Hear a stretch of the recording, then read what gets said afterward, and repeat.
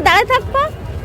হ্যাঁ কাঁদছে। আজকে সকালে একটা ঘটনা ঘটে গেল হঠাৎ করে। এই যে ফুটপাতের রাস্তাটা দেখতে পাচ্ছ, এই রাস্তাটা প্রচণ্ড রকমের ভিড় হয় স্কুল টাইমে। আর আমি যখন বাচ্চাদেরকে নিয়ে স্কুলে যাচ্ছিলাম, এই দেখো আইডিয়াল স্কুল, আর এখান থেকে আমার বাসাটা একটু দূরে। তো মেয়েটা হঠাৎ করে এই মাঝপথে মানে এত ভিড় হয়েছিল যে হারিয়ে যায়। আর অনেক পরে তাকে মানে খুঁজে পেয়েছি। এই দেখো সে আমার কাছে এসেছে আর প্রচণ্ড রকমের কান্নাও করছে। এই সামনে এসে দাঁড়ায় থাকবা।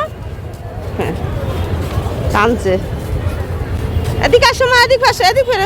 আসলে স্কুলে যাওয়ার পথে রাস্তাতে এত প্রচণ্ড ভিড় হয় যে এই ভিড়ে বাচ্চাদের নিয়ে মানে এগোনো সম্ভব হয় না। তো আমার মেয়েটা ভাগ্যিস চুপচাপ দাঁড়িয়েছিল। তো ছেলেকে স্কুলে দিয়ে সঙ্গে সঙ্গে আমি এসে খোঁজাখুঁজি শুরু করার পরে দেখলাম মেয়েটা দাঁড়িয়ে আছে। আর মেয়েটার আজকে খুবই মন খারাপ হয়ে গেছে বন্ধুরা। তাই ওর পছন্দের প্রিয় খাবার ছোলা বুট এটা কিন্তু অনেক পছন্দ করে, তাই ওকে আমি কিনে দিলাম যাতে মনটা একটু ভালো হয়ে যায়। যেহেতু এই রাস্তাটা কিন্তু ঠিক করছে অনেক দিন থেকেই, তাই ফুটপাতের উপর বেশি প্রেশার পড়ে। তো মেয়েকে নিয়ে এই দেখো ছোলা খাচ্ছে। আজকে সত্যি ওর মনটা অনেক খারাপ হয়ে গেছে বন্ধুরা। তো অনেক অনেক ভালো থাকবেন আপনারাও এবং সাবধানে থাকবেন।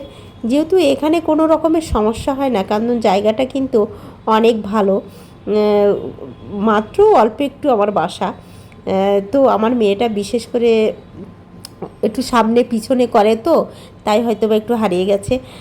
তো বন্ধুরা আজকের মতন তোমরা ভালো থেকো। খুবই ছোট্ট একটা ভিডিও তোমাদের সামনে দিলাম। এই দেখো আমরা ছোলা খাচ্ছি, আর এই ছোলাটা কিন্তু অনেক মজার।